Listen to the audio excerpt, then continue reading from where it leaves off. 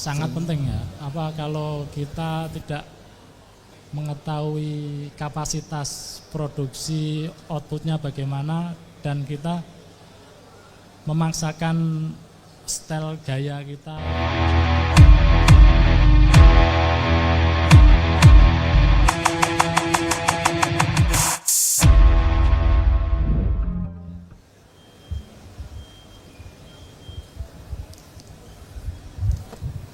Oke, selamat siang pengunjung pameran Indonesia Apparel Production Expo. Bagi yang mungkin sudah lelah putar-putar bisa duduk sebentar, istirahat sebentar di sini sambil menyimak diskusi yang akan kita bawakan. Sudah ada narasumber di samping saya, Mas Sukriyadi Sukartun, seorang desainer, ilustrator tepatnya, kelahiran Semarang, tanggal 5 Maret ya Mas ya, beberapa puluh tahun yang lalu. Karya-karya Halo. Ya, karya-karyanya Mas Sukriyadi ini sudah banyak digunakan oleh orang. Kemudian bisa juga nanti dilihat di Instagram maupun sosial medianya. Tema yang akan kita bahas adalah tentang arts and production.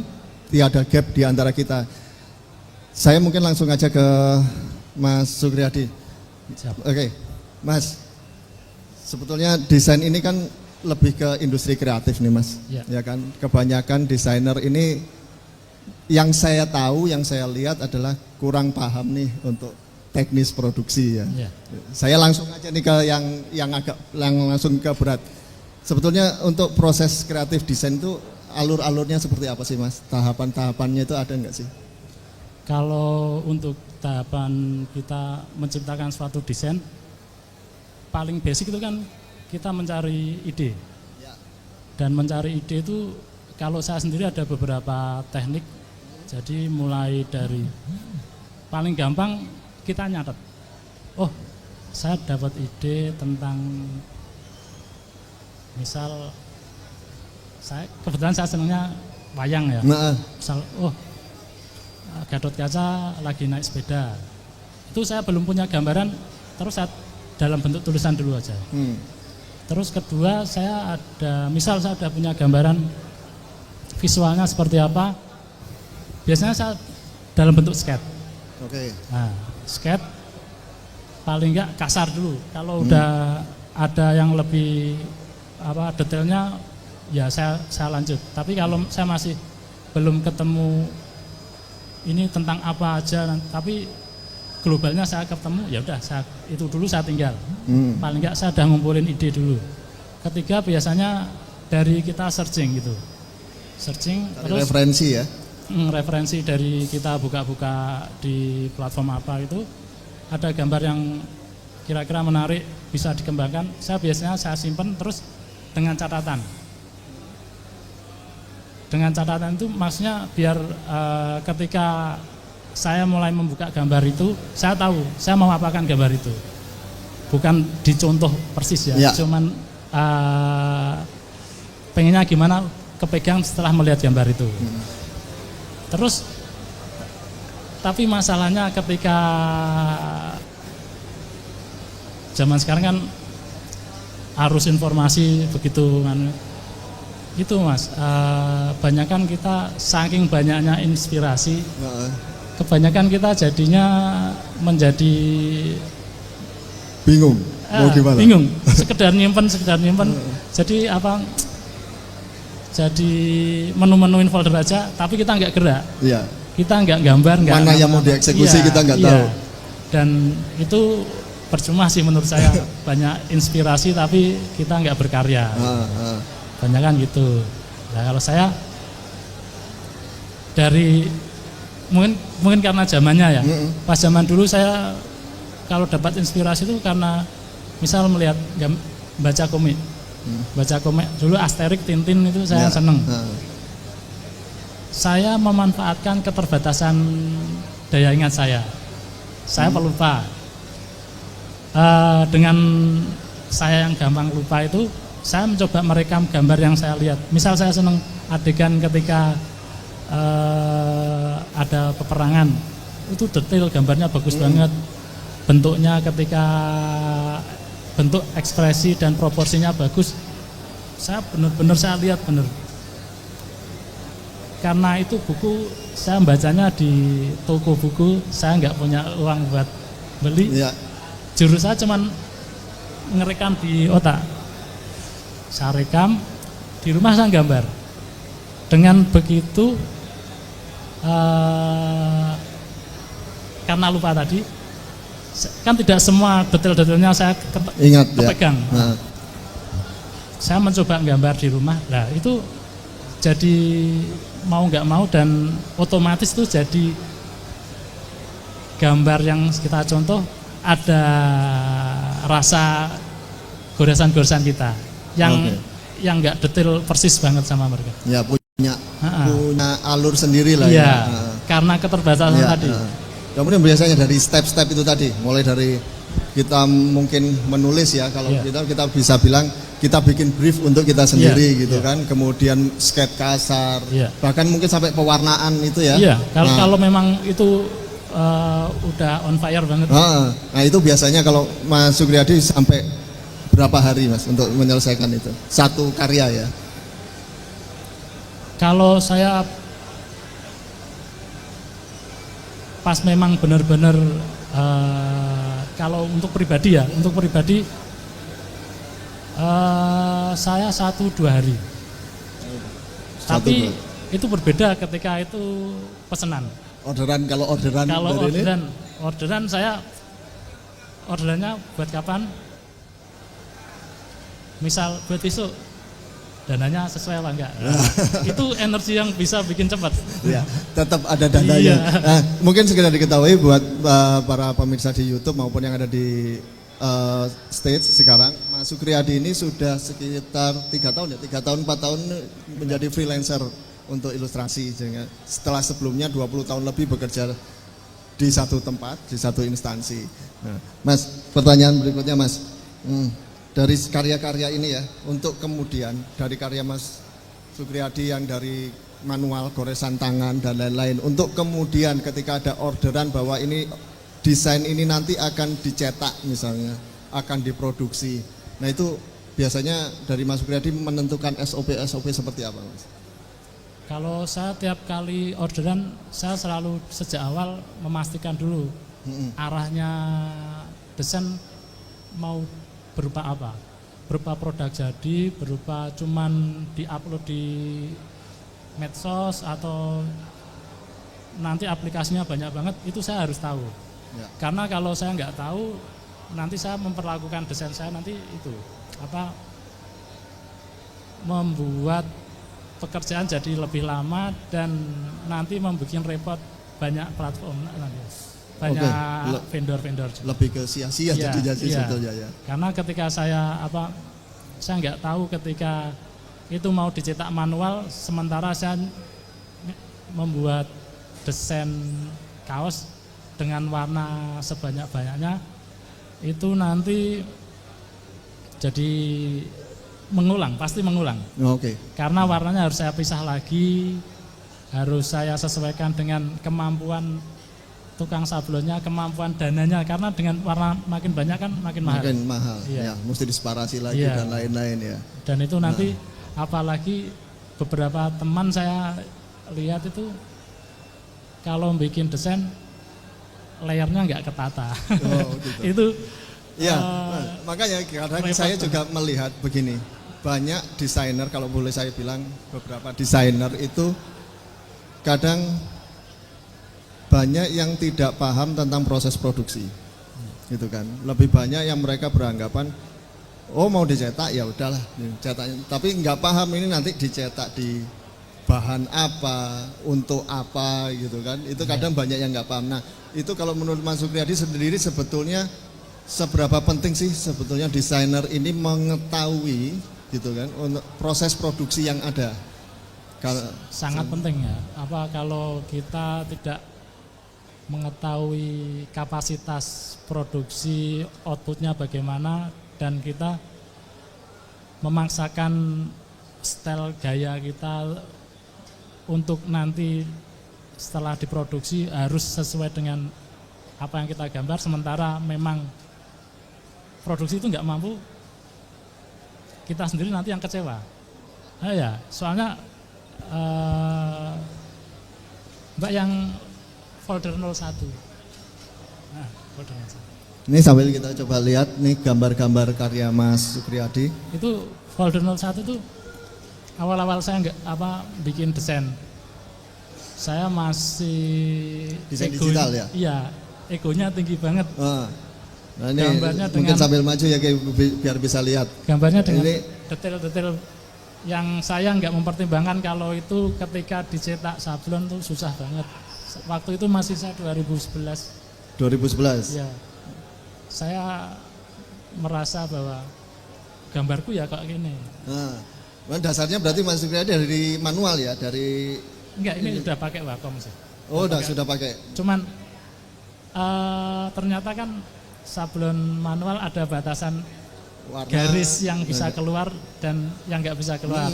Dan ketika garisnya terlalu tipis, pas waktu itu kan kasihan yang tukang output film. Oke. Dia begitu mau bikin film nanti mau pisah warnanya itu susah keluarnya. Ya. Bisa tapi susah banget. Butuh waktu yang lebih lama prosesnya. Nah ini berapa lama Mas sampai akhirnya memahami proses produksi di aparel gitu misalnya? Saya yang desain yang Gatot Kaca naik sepeda itu pertama kali saya memberanikan diri bikin desain untuk kaos. Nah dari desain itu saya dapat masukan dari pemilik sablonnya itu info ini bisa tapi susah banget, ada garis yang tidak bisa keluar, bisa tapi nggak maksimal, otomatis nanti kan kayak putus-putus gitu. Terus dari situ saya mulai bikin dengan garis yang lebih tebal, mengurangi arsiran. Jadi lebih solid ya. Mungkin nggak ada 1 tahun karena saya penasaran pengen bikin kaos sendiri. Akhirnya saya memberanikan diri bikin. Dengan keterbatasan saya soal bahan, soal urutan pekerjaannya gimana. Waktu itu saya beli kaos polos jadi. Ya.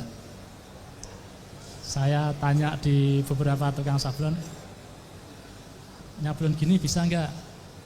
Bisa, tapi kemungkinan rusaknya banyak. Di info gitu. Tapi saya punya trik. Ya.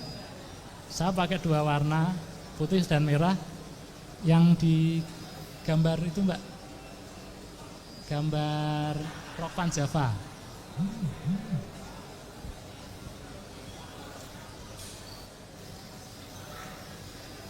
Nah ini.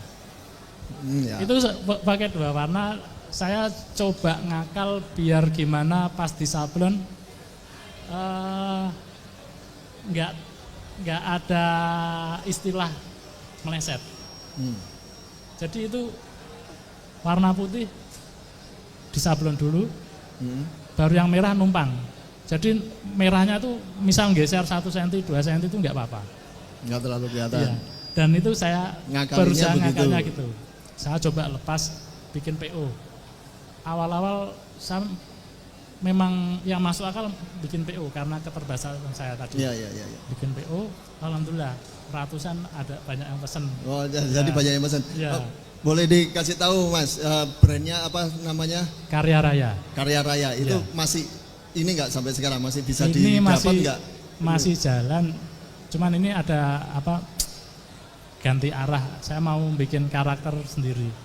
Lebih ke karakter sendiri. Kalau sementara ini masih jalan tema-tema wayang. Masih tema wayang kan? Cuman kan saya masih ngambil wayang yang sudah ada, misal Gatot Kaca, Rama Sinta gitu. Cuman kok orang mengenalnya memang saya gambarnya di tema wayang, tapi tidak ada karya saya sendiri yang oh ini namanya karya apa? Ini karyanya karakternya Supriyadi ini, gitu ya. Saya pengen lebih ke karakter biar lebih bisa dikenal. Karena kalau wayang juga ada tuh yang biasa gambar wayang tapi lebih ke punakawannya. Kalau mungkin Mas Supriyadi kenal Mas Julius Widinugroho itu lebih banyak dia menggambarnya entah Petruk lah, entah apa Semar dan lain-lain.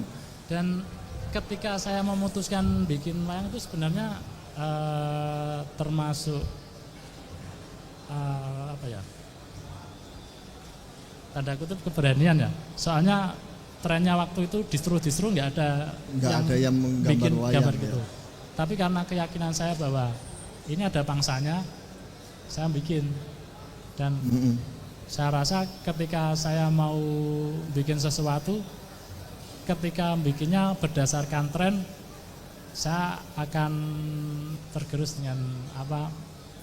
Misal desain-desain yang murah, yang saya nggak mau itu. Saya nggak apa-apa. Misal pelan perkembangannya, tapi saya yakin dengan gambar saya itu dan saya nggak mau ngikut pasar. Saya mencoba di yang tema-tema Indonesia itu. Lebih ke tema Indonesia ya untuk memunculkan nasionalismenya sendiri ya sebetulnya. Nah, kalau dari Mas sendiri nih Mas, sebetulnya teknologi yang ada saat ini untuk mencetak desain itu kan banyak banget, khususnya di baju ya, mau dari sablon, mau sublim, mau DTF dan lain-lain. Nah, apakah seperti Mas Supriyadi ini mempelajari teknologi itu semua dan seberapa pentingnya sih untuk teman-teman yang lain di luar sana gitu? Kalau pengen tetap eksis ya menurut saya ngikuti ya, soalnya ketika ada klien pesen nanti aplikasinya mau dicetak apa gitu, kalau kita nggak tahu nanti kosong juga. Ya orang yang mau ngasih orderan juga lama-lama ini nggak update. Gitu. Ya kalau saya berusaha minimal kalau dengan udah menguasai ilustrasi kan kita tinggal nambahi mengenal mesin-mesin itu, kemampuan cetaknya kayak DTF itu tidak dibatasi warna, kita bisa main gradasi sehalus apa masih bisa, sebanyak apapun juga bisa. Dan ketika kita tahu kapasitas, kalau desain manual sablon manual itu makin banyak warna makin mahal, ada banyak teknik juga. Kalau saya biasanya kan pakai discharge cabut warna itu. Discharge ya. Nah, kalau kemudian bicara tentang itu kan akhirnya berhubungan ada gap lagi yaitu tentang warna itu tadi, gitu kan. Banyak yang kemudian mengenal ya sekedar RGB lah, gitu kan. Sementara dicetak kita kenalnya CMYK, gitu kan. Belum lagi mengenal warna-warna Pantone, warna-warna khusus. Dan itu nggak banyak yang belajar, nggak banyak yang mengetahui tentang warna Pantone. Karena pengalaman saya sendiri kalau kemudian saya misalnya ke SMK atau ke ini, saya nanya, ngerti nggak sih warna Pantone? Nggak banyak yang paham, gitu kan. Nah, seberapa penting kita sebagai seseorang yang sudah lama nih di dunia desain seperti itu untuk mempelajari itu? Benernya kalau kita mengenal warna itu hubungannya ketika kita mau approval. Kita approval nggak ngerti, nggak ngasih panduan ke bagian produksi kan nggak mungkin. Sementara kalau Pantone nggak semua orang punya. Paling gampang kita nginfo ya pakai Pantone-nya apa, kodenya apa. Tapi ketika kita buka tiap HP beda-beda itu juga berpengaruh. Deviasi warna. Itu beda HP nanti warna yang keluar beda. Paling gampang sih memang secara fisik. Kalau saya sering-seringnya cetak digital. Ketika warnanya memang beda dikit dan saya masih oke, saya tanda tangan. Ada toleransinya ya, ada toleransi ini melesetnya ya. Terus saya tanda tangan, jadi panduannya itu. Ketika kita nggak memahami warna, ketika gambar kita pakai format RGB, warna RGB warna gamut. Ketika diaplikasikan ke warna yang asli mau disablon, sementara kita nggak tahu deviasi warnanya turun jadi kayak apa, itu nanti parah banget, nanti nggak bakal ketemu. Jadi penting banget pemahaman warna. Pemahaman warnanya juga penting ya. Kemudian untuk mengenal bahan sendiri seperti apa, Mas? Artinya kan bahan mungkin kalau kaos ada yang tebal, tipis, ini tentu tiap desain benernya kalau bisa kita memang sejak awal tahu nanti medianya outputnya apa. Kayak kanvas, saya nggak mungkin desain dengan garis-garis tipis. Betul. Karena nanti pasti ketika dia nggak keluar. Permukaannya yang kasar, kita nggak mungkin garisnya solid. Tapi ketika di kain katun gitu, kita aman. Jadi nanti kalau di sepatu, di media lain itu adaptasi ya. Jadi ketika dengan desain yang sama, kita mau diaplikasikan di media yang berbeda, saya biasanya ngakal dengan saya nge-crop beberapa bagian aja.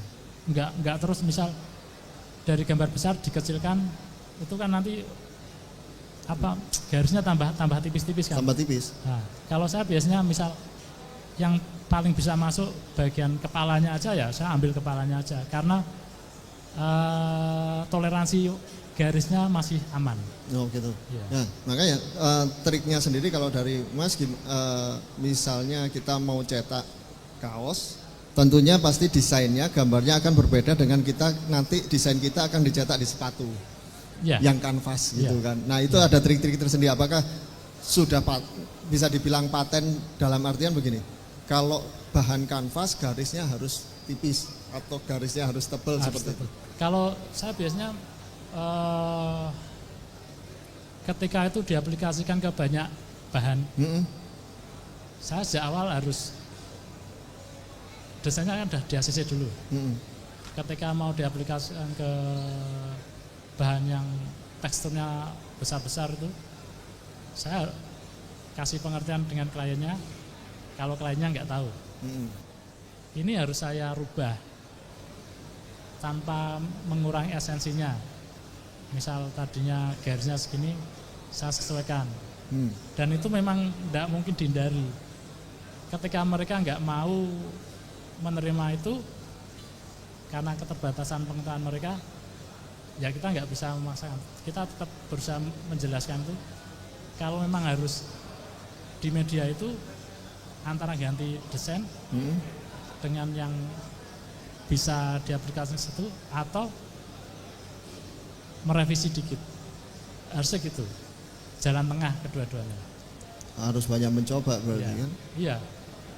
Terlebih kalau kliennya ngotot pengen desain yang sama, sementara ada batasan yang memang itu nggak bisa. Nah, itu berarti kan memang kita juga harus mengedukasi si pemesan lah ya, gitu. Nah, selama ini Mas sudah mengerjakan berapa desain sih, misalnya yang dari orderan orang untuk apa gitu, kemudian bahannya apa, apakah dicetak di kaos atau apa? Masuk di proses, Mbak. Proses. Kalau saya banyak mengerjakan itu desain untuk event. Untuk event lebih banyaknya.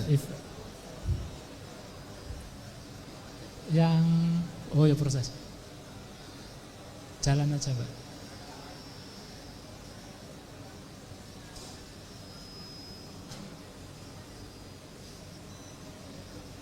Nah, ini ditampilkan di layar nih gambar-gambarnya.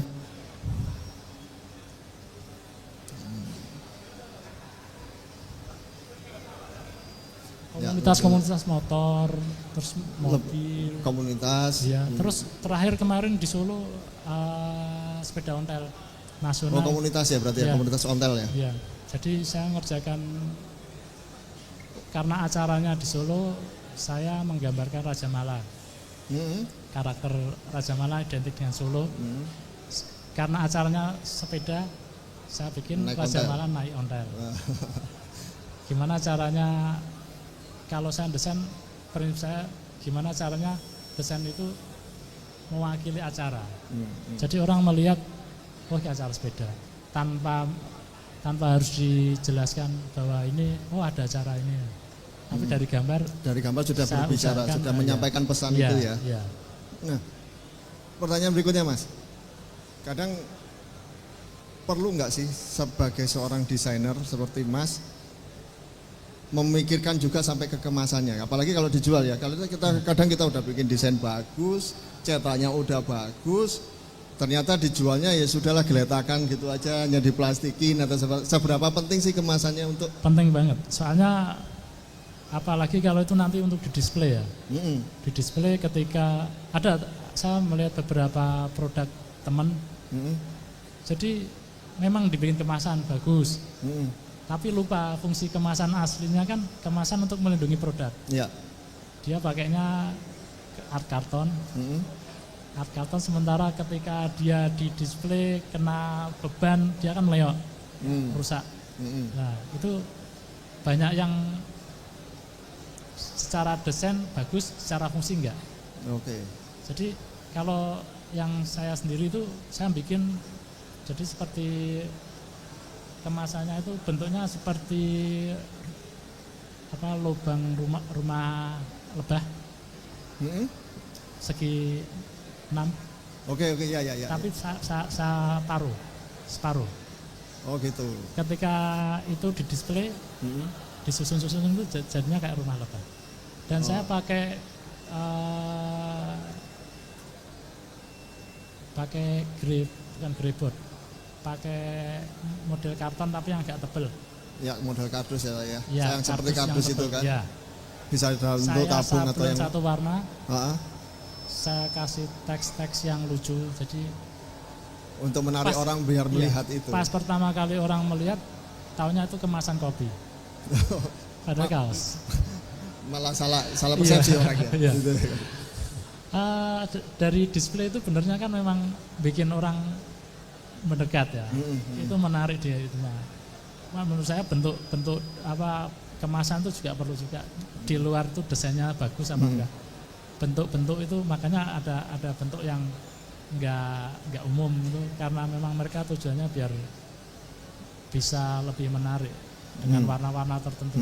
Kalau saya memang sengaja warna-warna yang biasa saya pakai kan warna coklat sering saya pakai. Jadi kayaknya memang sederhana aja Pak. Dan kekuatannya juga bagus. Nah, oke. Nah, kalau kita ngomongin desain, kemudian ngomongin bahwa barang ini kemudian akan dipasarkan, dijual gitu kan. Tentunya nggak lepas dari tren nih Mas. Ya. Kadang kalau kita bikin desain tapi ternyata trennya juga udah lewat juga nggak akan ada yang beli. Kalau Mas sendiri sekarang melihat tren desain saat ini tuh seperti apa sih? Khusus Indonesia aja. Makin sini makin simpel sih ya. Lebih ke simpel ya. Cuman kalau saya sendiri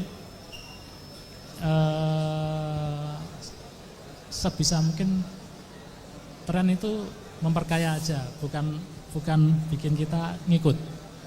Memperkaya aja. Jadi, misal warna-warna, tren warnanya ini. Dengan karakter gambar saya yang seperti itu, saya masukin itu cocok nggak? Ketika saya terus karena trennya begini, terus saya ngikut gitu, nanti saya punya konsumen yang loyal dengan gambar yang saya, biasa jadi merasa digambar. aneh. Jadi kayak gampang itu es teh itu yang dipikir-pikir jalan. Akhirnya banyak yang main itu kan. Terus karena saking banyaknya jadinya hancur-hancuran harga. Ya, dan saya menghindari di situ. Jadi tetap ada yang dengan sesuai idealisme sendiri, ada juga yang memang kemauan pasarnya seperti apa. Biasanya kalau kemauan pasar itu dari klien, dari pemesan. Dari permintaan ya. Nanti ada request memang. Nah, Mas, terakhir Mas, sebelum kita udahan, ada pesan nggak mungkin dari Mas untuk desainer-desainer khususnya yang masih muda gitu kan ya, karena dengan pengalaman Mas yang udah lama, apa sih yang harus mereka pelajari untuk memahami teknologi yang saat ini ada gitu? Ya berkaryanya tetap berkarya, tapi kalau bisa jangan setengah-setengah. Misal berhenti di upload di medsos, tapi tidak berani sampai bikin sebuah produk.